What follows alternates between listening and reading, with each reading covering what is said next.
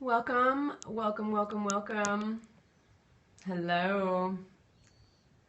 Hello, hello, hello. Okay. Oh, sorry. We are manifesting no technology issues today. Flip the camera around, sorry. Here I am. Hi, everybody. Welcome, welcome, welcome. My name is Colleen Patrick-Goudreau from joyfulvegan.com. Welcome. Welcome, Tar Heel and Vegan Voyage. Hi. Today we're just going to talk briefly about some myths about dairy because I know people have a lot of questions and there are a lot of misconceptions about dairy, and I want to make sure I cover a couple of them. I'm glad you caught a live one. Hi, Nick. Hi, everybody. Colleen Patrick-Goudreau from Joyful Vegan. Yay, welcome. Welcome, welcome, welcome. Periscope is my new favorite way to connect with all of you. And of course, it's on top of the podcast I'm already doing, and I travel and speak, and I have several books, and I have the 30-Day Vegan Challenge online program, and I do everything I can to give people the tools and resources they need to manifest their values of compassion and wellness in their everyday lives. And so that's what we're doing here today. Hi, everybody. Welcome. Thanks for being here. If you're new here, let me know. Just type in new so I can give you a shout out and say hi to you. Hola. Hi, Dragon. Dragonfire. Welcome. You are new, Marie, and lots of wonderful people. And Shan, hi, Tammy from Scottsdale. Lots of newbies. I'm so thrilled you're here, and I hope you're here because you're interested in having some of these myths debunked. But I'd love to know what your questions are, and I hope I cover them.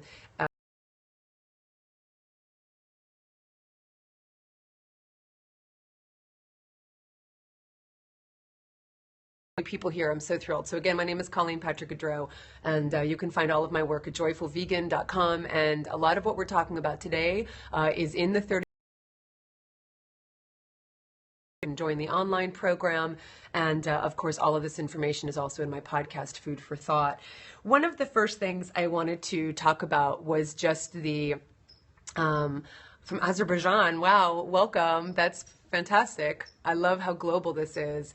One of the first things I wanted to talk about is one of the first things that people talk about, think about, say about dairy. And if you like what you're hearing, by the way, you can double tap on your screen, and you can see all those wonderful hearts. So I just want to make sure everybody can see this okay. Don't tell me it's frozen again. Losing connection. I won't hear it. I won't hear it. I know you can hear me, but I'm going to make sure that you can. If there's a connection issue, this is not me, because we've never had this problem before. So just stick with it, and hopefully you'll still keep hearing the audio. I'm sorry, obviously internet is imperfect, but yeah, if you're having a problem, just go out and come back in again, and hopefully there won't be a problem. Okay, we're back. It's better. I'm going to keep an eye on that just to make sure that you can still hear it, but it sounds like the audio is consistent the whole time, correct? Thanks, Nikki. Thank you so much. Okay. Yeah, I'm thinking it's a Periscope issue as well. I think other people have been having it too. Wonderful, Sam. Okay, so Sam says he or she is a vegetarian and loves cows. Well, we're going to talk about the difference between vegetarian and vegan, and if we care about animals and if we care about cows, especially if we care about cows, we want to make sure that we're not taking their milk.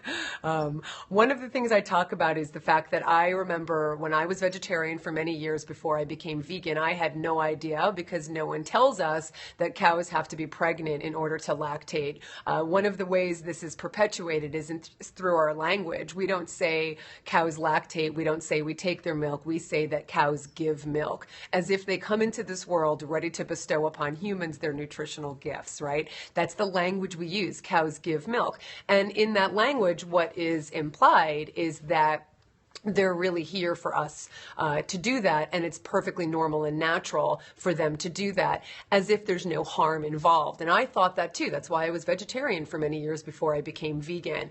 What I want to really impress upon everyone is that alone, the fact that cows have to be impregnated in order to lactate, like any mammal, female mammals, any mammal cannot, or human mammals, I should say, cannot lactate unless they're pregnant.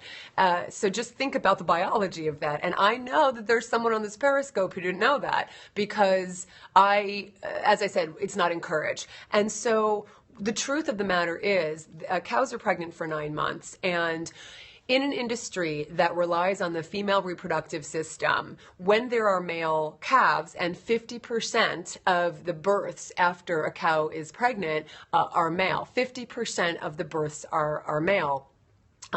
That means in an industry that exploits the female reproductive system, these male calves are unwanted and unnecessary, and so they're just incidental. They're just as good as waste because they would just generate an output of revenue as opposed to an income. And so in order to make it profitable, all of these male births, the dairy industry really broadened the veal industry. And so the male calves are either killed right away for something called bob veal, or they're killed after 16 weeks after being confined and chained up and kept anemic for veal. That's a fact. That is a necessary part of the dairy industry because otherwise they'd be losing money from those male calves. Does that make sense? Hi, Daniel. You donated monthly starting today from the UK. I caught most of that. Thank you so much. The veal industry is horrifying, right? And most of us don't know that. And as I said, I was vegetarian and I didn't realize I was contributing to the meat industry by consuming cheese and dairy and yogurt and all of the dairy products that we consume. I had no idea. And so once I found out, I became vegan and I stopped contributing to it. But again, I just want to impress upon you that most people don't understand this. So ultimately what happens is at the end of the 9-month period, when all that cow wants to do is nurture and nourish her offspring, and humans do not have the corner on maternal instincts, that's just the fact. At the end of that 9-month period, her baby is taken away, whether he's male or female. The female is brought to be part of the same servitude and cycle of exploitation as her mother, and the males are killed right away. They're killed after 16 weeks. And so it's an incredibly stressful part of this cow's life. Every farmer will tell you that the most difficult part of having a dairy operation, and the only time that cows become really difficult to handle, because otherwise they're vegetarians and they're pretty docile, is when you're separating them from their babies. They will do everything and anything to keep their babies, like any female mother does. So that's the main thing. Is that you have to take the cows away, you have to take the calves away in order to, of course, milk the cow to produce the milk to sell it for human consumption. So there's no way around that. So people who ask, how can it be done ethically? There's no way to baby at the end of that 9-month period. Ethically, in my opinion, you're literally keeping them pregnant all the time to keep her production up, and at the end of 4 or 5 years, she's sent to slaughter. There's no such thing as a slaughter-free animal agriculture system. A lot of us like to believe that the cows go off into some retirement spa, and it's absolutely not true. I need to go visit a real farm. Well, I'm actually talking about real farms, so I'd like to know what's not true, because no one is going to keep alive and feed and house and medicate cows or any animal who's not producing something in return. There has to be a profit in return because this is an industry. This is not a charity. And that's one of the things that's so striking when people believe and talk about the dairy industry as if the people who are raising these animals are doing it out of the goodness of their heart. Now, I want to emphasize, I'm not saying that people who run dairy farms are sadistic, evil people, but it is a business. And when you're running a business, you're going to make decisions about profit and revenue rather than necessarily about the lives or really the lives of these animals. He said that cows would be pregnant all the time anyways. I think they are. I'm not sure what you're talking about. I want to make sure that I understand what you're talking about. So that's the first thing, is that we're exploiting the female reproductive system for a product that we don't need. As a butcher's son, while I respect veggies, remember, humans are primarily omnivores by nature. You know, I talk about this in a lot of different places. Humans resemble herbivores way more than they resemble omnivores. The bottom line, though, is even though that we're capable of consuming animals, that doesn't mean it's the right thing to do, and it doesn't mean we need to. So we don't use physiology to justify ethics all the time. And this is one of those cases where just because we're capable of doing something doesn't mean we have to do it. And we're not doing a very good job either. You know, the carnivores of the world don't get heart disease. We're not doing a very good job consuming the fat and flesh of non-human animals. So can we get calcium as a vegan, and would I recommend a supplement? So let me talk about the calcium aspect. Where does calcium come from, right? The first question I want to ask you is, what is calcium? Calcium is what? What is calcium? What is calcium? Calcium, calcium, calcium. The dairy industry has done a beautiful job of linking calcium and cow's milk, and yet, what is calcium? Calcium, right, grass is where calcium comes from. And why does calcium come from grass? Because it's a mineral. Because it's a mineral. My main aim, Ariel, is to empower people and inform people about the facts so that they can make the decision themselves.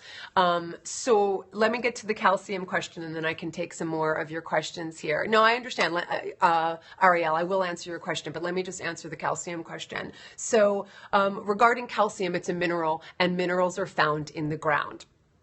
Minerals are found in the ground. And so the reason cow's milk, technically speaking, has calcium is because the cows technically eat grass. Now that's theoretical. Most cows in the dairy industry these days are not grazing, so their feed is supplemented with calcium. It's just better business practice because it would be too difficult to graze those animals every single day, let them have calcium naturally from the ground, from the grass, from the greens, which is what they're naturally equipped to do, and then round them up 2 or 3 times a day to milk them. So they add calcium to their feed. You could add calcium to your feed. It makes no sense from a resource perspective alone to have these living animals that you have to keep alive, that you have to keep fed, that you have to keep well, that you have to keep housed, and that you have to keep pregnant for 9 months for calcium, which is a mineral found in the ground. And if it's a mineral found in the ground and it goes through the greens, well, we can skip the middle cow and go directly to the greens and go directly to the source of calcium. Right now, what we're doing is going through the animals to get to the calcium that the cows get because they eat grass. It makes no sense to do that. It makes absolutely no sense when we have no physiological need for cow's milk. We have no physiological need for our own human milk. So why would we have any need for another animal's milk? Does that make sense? Does that make sense? So if you want to repeat anything you've said there, I can take a look, and then we'll go into the third myth, and certainly want to ask you about your questions about alternatives. So what do I put in my coffee? I don't drink coffee. We did do a Periscope the other day on creamers. There are so many wonderful creamers out there, non-dairy creamers that are coconut milk based, almond milk based, soy milk based, rice milk based. Take your pick, and you can find whatever you want in terms of the thickness for a coffee. If cow's milk was so great for calcium, then why is osteoporosis so high in the U.S., says Dee. Well, of course, right? And so we know that there is not a necessary correlation between calcium and osteoporosis and bone strength.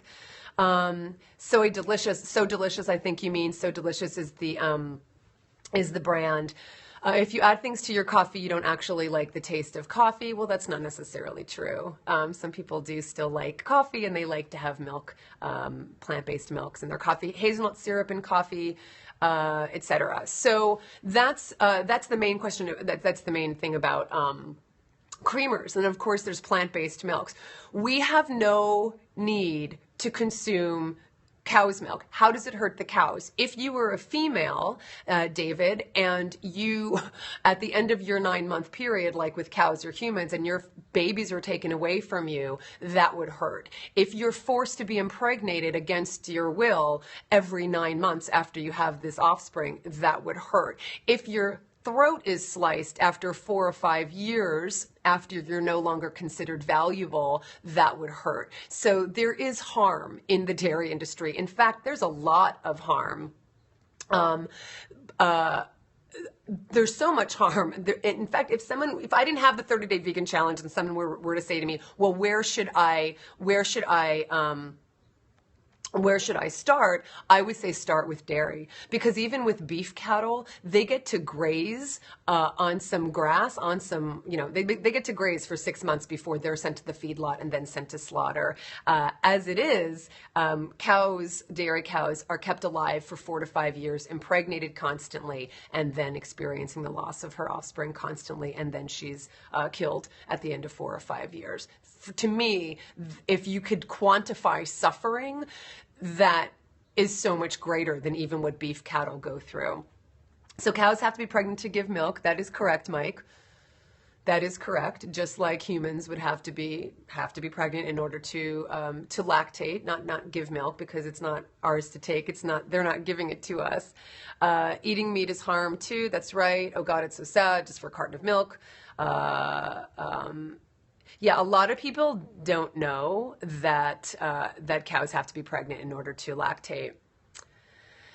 Fantastic, fantastic, fantastic. So my grandmother thought that the udders would explode if they weren't milked. Well, that's actually one of those myths that's perpetuated as well, that people say that that if we don't milk them, they would get something called mastitis. And it's true, but the answer isn't, well, we have to milk them. They didn't miraculously become pregnant and have their udders filled with milk. This wasn't some virgin birth. The reason they're pregnant and lactating in the first place is because we impregnated them in order to do that. So the answer isn't to milk them as if it's some kind of altruistic act. The answer is to not impregnate them. We don't need the dairy industry. Yeah, so any other questions, and then we can move on to one more fact. And if you're just joining us, thank you so much. My name is Colleen Patrick-Goudreau, and you can find my work at joyfulvegan.com. I have a milk allergy and don't consume dairy products. I get calcium from vegetables. Fantastic. Organic cows can't be treated for mastitis, right, in terms of the organic rules.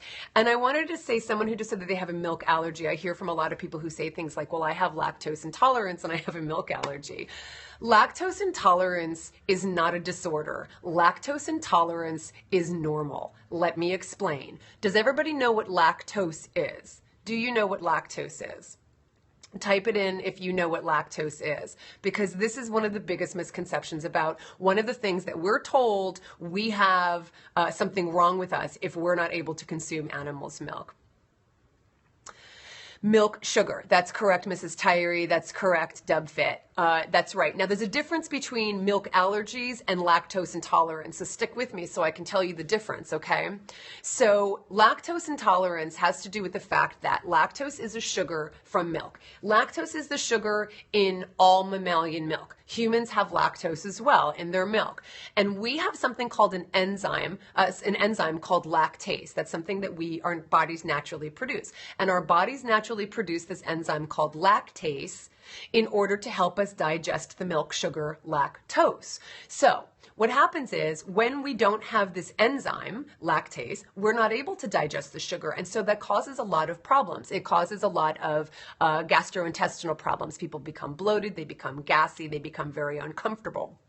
So what's happened is the dairy industry has created lactose-free cow's milk. Well, lactose-free cow's milk still has the saturated fat, casein, which is the milk protein, still has the dietary cholesterol, etc.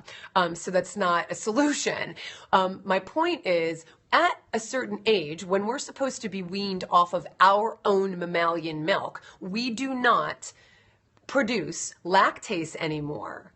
We don't produce the very thing that helps us digest the sugar that we're only supposed to get while we're drinking our own human mother's milk. So what happens is people stop producing this enzyme, but they can continue drinking another animal's milk. They continue consuming mammalian milk, and they continue consuming lactose. And so that's why they have all this discomfort. Lactose intolerance is not a disorder. It's absolutely natural. We're not supposed to be consuming the milk of any animal after we're weaned.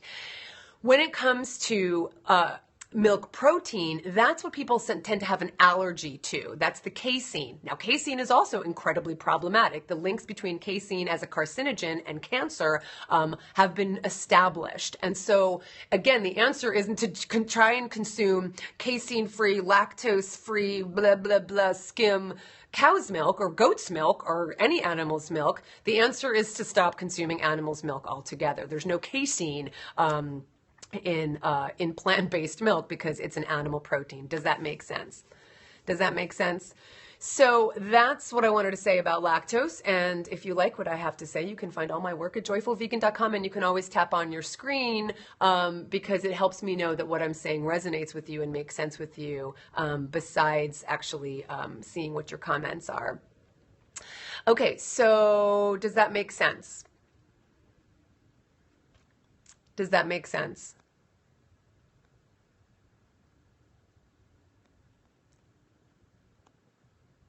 Okay.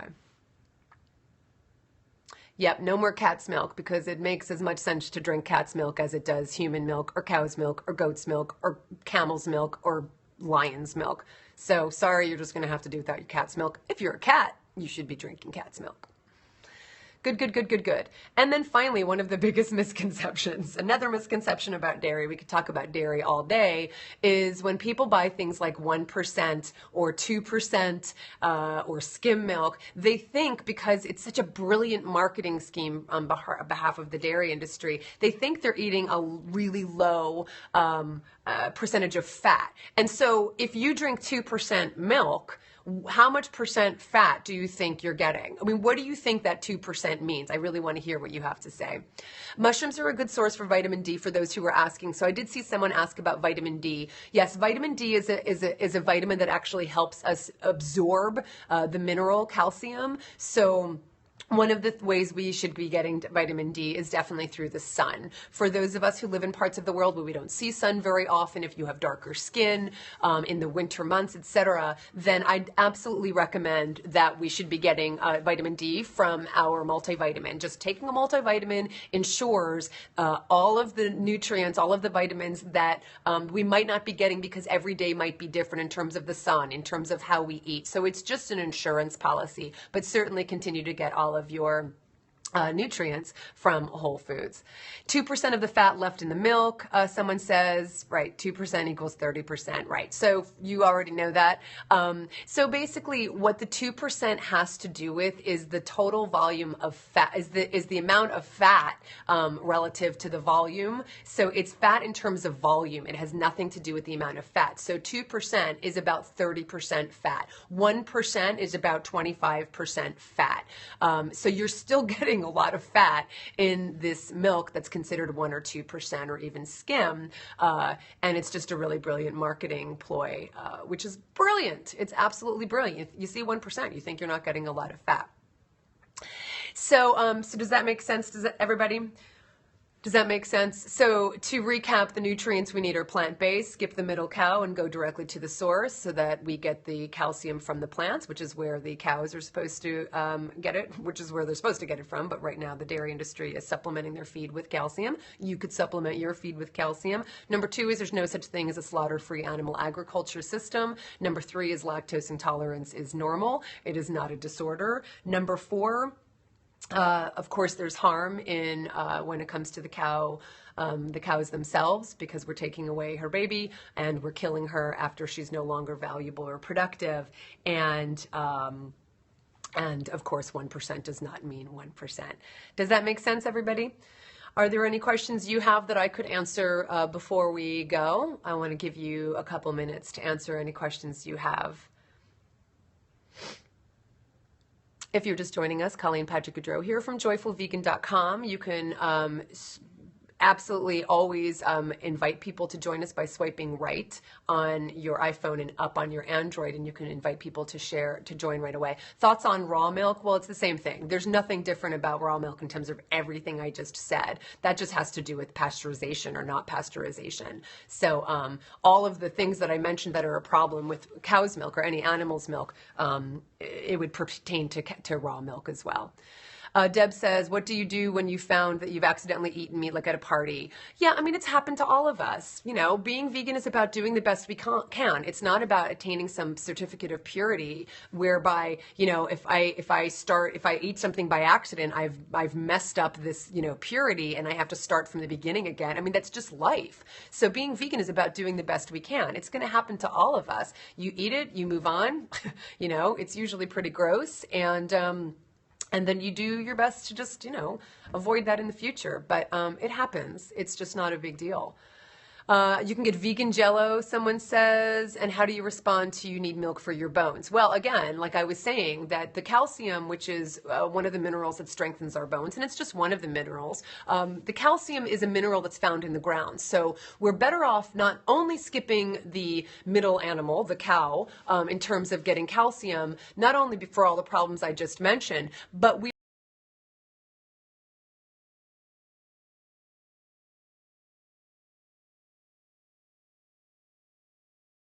percent of the calcium from cow's milk, and we absorb about 50% of the calcium from broccoli and other greens. Does that make sense? Does that help? So absolutely, we want to have the calcium. We also want to increase the absorption of that calcium by consuming or by taking in vitamin D as well. So yes, skip the middle animal and go directly to the source. What's your favorite vegan cheese for snacking? So my favorite, I mean, Miyoko's cheese. For those of you who've never heard of Miyoko, Miyoko, just type in Miyoko's cheese. Her cheese is fantastic, and it's commercially sold, and you can find it in many grocery stores. You can find it online. You can buy it online. It's the perfect cheese, in my opinion, for wine and cheese, and for just really having an elegant cheese experience. It is. It's wonderful. I also have many vegan cheeses in different cookbooks of mine. In the vegan table, I have a wonderful cashew cheese that you can set up with a vegetarian gelatin called agar, and you've got a wonderful cheese you can slice. You can also leave the agar out, and you've got a wonderful cheese you can mix in with macaroni and pasta and make like a macaroni and cheese. And I've got wonderful cheese creamy sauces in the 30-Day Vegan Challenge as well. Chow is wonderful. Kite Hill, people love. You know, you can go to 30-Day Vegan Challenge. You can find all of the cheeses that I recommend. You can also just type in favorite vegan cheeses, and you can see lots of blog posts from people all around the world about their favorite cheeses. I want to be vegan, but you can't afford it. You know, that's not, that's something I hear a lot, but let me just really impress this upon you. And again, I have podcast episode on eating healthfully, affordably, and this is something I talk about in the 30-Day Vegan Challenge all the time as well. Absolutely, you can afford it. You can't afford not to. And I say that for a number of reasons. Costs are many things. We pay in many ways, aside from just money. So right now, we're paying in many ways. We're paying in terms of our health. We're paying in terms of the cost to the environment, the cost to the animals themselves. But in terms of food, you can afford it because we're talking about whole foods. We're talking about fruits and vegetables and nuts and seeds and beans and grains and mushrooms and herbs and spices. And when you buy these whole foods, you're paying a lot less than if you buy even the cheapest animal products, even the cheapest animal products. It just means that you have to pay in your time a little bit. Nothing is free. So even though you think you're paying very little for the animal products that you're buying, there are huge costs to the animal products that you're consuming. So one of the things that you trade when you trade a much less expensive diet, when you're eating whole plant foods, you're just trading a little bit of time just to prepare some of these vegetables and prepare some of these plant foods. But it's absolutely more affordable when you compare the cost, just strictly from a dollars perspective, when you compare the cost of plant foods to animal products. Even though they're subsidized and they're artificially cheap, they're still more expensive than plant foods. I hope that answers your question. So you can find all of this. If you're interested, for $20, you can go get the 30-Day Vegan Challenge off of Amazon. You can join the 30-Day Vegan Challenge online program. You can find my podcast, which is free, at Food for Thought. It's on iTunes. It's on Stitcher. I've been doing the podcast for almost 10 years, and I talk about all of these issues, but I'm always happy to answer direct questions from you, which is why we're here doing this Periscope. So thanks for your hearts, everybody, and thanks for your participation. You love my podcast? Thank you, Vegan Voyage. I appreciate that. Yeah, so any other questions you have before we hop off? Thank you. I'm a new patron. Thank you so much, Dee, for supporting my work. I appreciate it. My main source of protein is really plant foods. I get protein through a variety of plant foods. There's bean protein, legume protein, lentil protein, there's plant protein, there's soy protein. Today, so far, I've gotten my protein from peanut butter because I had some peanut butter this morning. And of course, through nuts and seeds and, as I said, beans and lentils as well. We need to stop obsessing over protein, and you can hear this also. There's podcast episodes on protein. We don't have diseases of deficiency. We have diseases of excess. You've never met anybody with kwashiorkor, I'm going to bet, which is the scientific term for protein deficiency, but you probably have met someone who's had heart disease or heard of a cardiovascular ward or heard of a cancer clinic, but you haven't heard of a kwashiorkor clinic because we don't have protein deficiency here in developed nations. So you protein from the plants, skip the middle animal, get your nutrients from the plants. Have I tried cauliflower pizza? Just in general, Deb, I've had cauliflower pizza. Do I have any thoughts on carrageenan? It's in a lot of plant milks. Yeah, carrageenan isn't really a concern of mine, to be really honest. I don't really have a big concern about it. So yeah, that's kind of it in a short answer. It's not something I'm really concerned about. Oh, cauliflower for the dough. No, I haven't. Ginny says, hope to see you at Farm Sanctuary celebration for the turkeys. I will be there, Ginny, in the New York sanctuary. I'm going to be at the Watkins Glen sanctuary. I don't know why I agreed to it. It's going to be 30 below. I have no idea why I agreed to go because I went there about 5 years ago to speak and it was freezing and I vowed to never go back to upstate New York in the middle of winter. And yet I said yes, so I will be there, not at the California shelter, any of the California shelters, but I'll be at the New York shelter. Crazy, crazy, insane. So if you'd like to find out where I am speaking, you could always go to joyfulvegan.com/events, and you can see all of my upcoming travels, including Chicago and Portland and Atlanta and New York. I am not at the Washington, D.C. Veg Fest. Please recommend to them that they have me. They really just weren't able to get it together. We were negotiating back and forth, and they just kept putting me off, and finally we just got dropped. So let the Veg Fest in Washington, D.C. know that you'd like to have me come back next year, and hopefully we can make that happen. So I'm like a vampire. I only go where I'm invited. Coming to Dallas, not anytime soon. You know, I talked in my recent podcast episode, there are a lot of nonprofit organizations who ask me to come and speak, but then they say, but we don't have the funds to have you come and speak. And my question to the nonprofits who say this is, then why do you have a nonprofit? If your mission is to fulfill this mission, you should be raising funds to actually fulfill that mission. So, you know, many podcast listeners and supporters are actually supporting me going to some of these places, which is incredibly generous of them, and the nonprofits should be doing the same as well. If they have a mission to fulfill, then they should be raising the money to make that happen. I cannot do everything for free. I do most everything for free, but I can't do everything for free. I have to bring home the veggie bacon as well. And so, you know, if you're interested in raising money, helping a nonprofit raise money to have me come to the UK, to have me come to Dallas, to have me come to DC, I'm sure the nonprofits would appreciate it, and you can designate your funds to these nonprofits for a specific cause, and you can designate it to having them sponsor me come speak. Yes, that is Portland, Oregon. I will be there for the Portland Veg Fest. I'm glad the app is working again as well. I'm a little shy going outside and doing any of the periscopes, even though it's my favorite place to scope. And I will just do some inside for a while to make sure that the connection works. You followed me for years and you're a patron. Thank you so much, GS. Do I give private cooking lessons? I do not, Tammy. Modern chicken farms are a blight on our conscience. I agree. Where can you find my podcast? You can find my podcast at iTunes or Stitcher, wherever you find most podcasts, and it's called Food for Thought. Wish it was Portland, Maine. I'd love to go to Portland, Maine. I love Maine. I grew up on the East Coast and used to spend a lot of time in Maine. So thank you. Maybe someday that will happen. Yes, it would make sense for the UK Veg Fest to get you there. I missed opportunity this year. I agree. So let's get them to just, yeah. The nonprofits need to think a little more strategically when it comes to their work. They can't constantly act like, they can't constantly think small, and I think we think too small when it comes to these issues. If I had a sponsor and a patron to fly me around and speak to audiences all over the world, I would do that. And of course, the resources are out there. It's a matter of tapping into them and finding them. So this message should be far and wide, spread far and wide, and that's why I'm here on Periscope. That's why I'm taking the time to do this. And of course, this is also free. So if you're interested in supporting my work and helping me get it out there more, certainly you can go to joyfulvegan.com and support my work. Every penny goes into this work. I spend every waking hour on this work.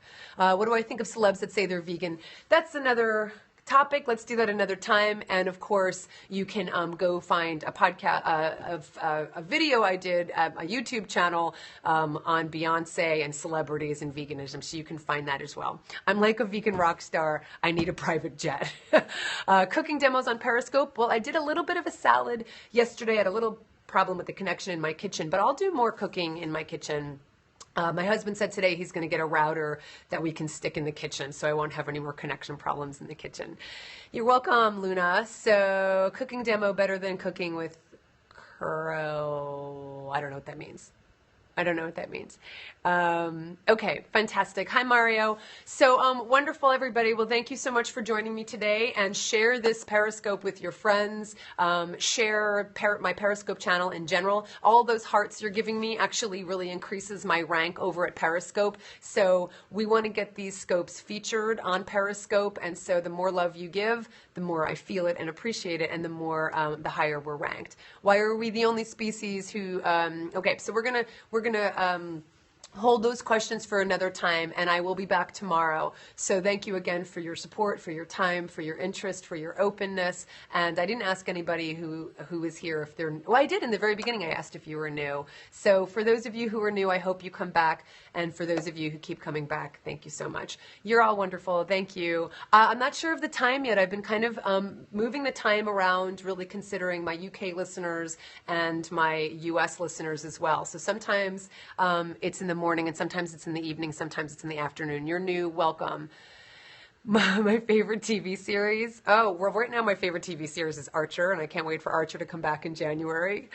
If you haven't watched Archer and you have a sick sense of humor like I do, you might want to check it out. Okay, bye everybody. Thank you so much. We'll see you tomorrow. Thanks everybody. Thanks for coming. Melinda, you said you're new. Thank you so much. I'm really thrilled, Nick. Thank you. Thank you, guys. I'm going to go get some lunch and have a wonderful day. I'll talk to you soon. Bye.